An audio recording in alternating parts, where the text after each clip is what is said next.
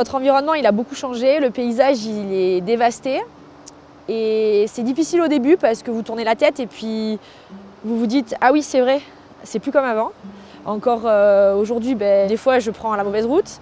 Puis il faut s'habituer, voilà. Aujourd'hui, ici, on n'entendait pas la rivière. Là, maintenant, elle est arrivée à son flux d'origine, mais on l'entend. On l'entend, avant, on ne l'entendait pas. C'est sûr que de se lever et de voir par la fenêtre qu'il n'y a plus le stade de foot, par exemple, ça fait bizarre. Je commence à m'habituer parce qu'on est obligé dans tous les cas. Dès que je me réveille, je me dis que c'était un cauchemar et qu'on va se réveiller. Mais en fait, dès que je vois le paysage, je me suis dit en fait non, c'est vraiment arrivé, ça s'est réellement passé. Ça me fait un peu de peur que ça recommence. Mais la colère aussi que ça s'est produit et pourquoi ici. J'ai envie de rester ici parce que j'ai grandi ici, j'ai plein d'amis ici, j'ai pas envie de quitter cet endroit parce qu'on est tranquille. Avant j'avais envie d'être guide de haute montagne, mais maintenant j'aimerais plutôt faire soit pompier ou secouriste en montagne.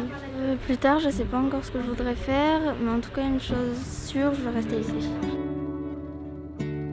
Comment je vois les jeunes dans l'avenir et puis dans l'environnement, je pense qu'ils sont quand même très sensibilisés. Moi, je suis assez optimiste quand même pour eux. Ils apprennent à vivre avec, on les sensibilise et je pense qu'ils sont assez réceptifs à tous ces problèmes-là. Mes envies, elles n'ont pas tant changé que ça parce que dans tous les cas, je sais que j'aurais pas pu rester ici toute ma vie.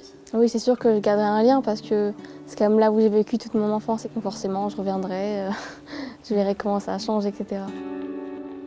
Je suis autant liée au côté français qu'au côté italien, même si pour moi c'est la terre brigasque et c'est pas la France. Et il était impensable qu'on aille ailleurs. D'ailleurs, moi j'ai travaillé 4 ans à Monaco en tant que secrétaire au gouvernement et j'ai tout quitté pour pas perdre mes racines. Sono tutte le premii brigasche, sono tipiche della Valle Argentina e della Valle della Roya. Ci abbiamo pensato, poi forse le nostre radici sono qui e quindi cercheremo e troveremo comunque una soluzione, ci auguriamo. Troveremo col tempo qualche soluzione, io sono più per rimanere ovviamente qua legata alla nostra terra, alla nostra Liguria di montagna. Là, c'est une des premières choses que j'ai pris chez moi.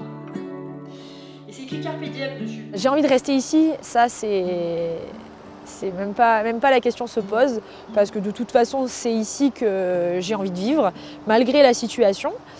Ça reste mon village, ça reste mon paysage et il faut qu'on soit là aussi pour reconstruire ce qu'on aime.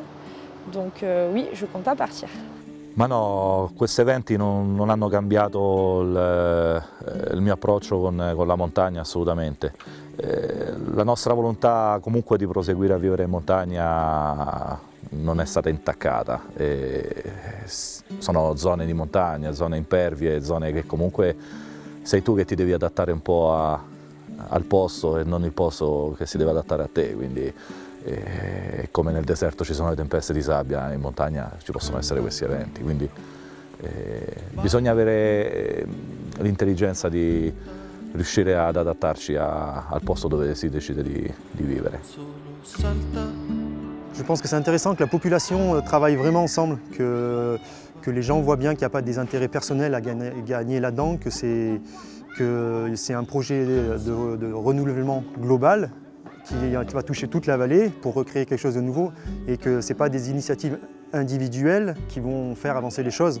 Il faut faire le monde amènera le monde et en fait plus on arrive à faire, plus les gens seront unis et plus on arrive à attirer du monde et plus ce sera facile de recréer un développement touristique dans la vallée qui touche beaucoup de secteurs de l'économie.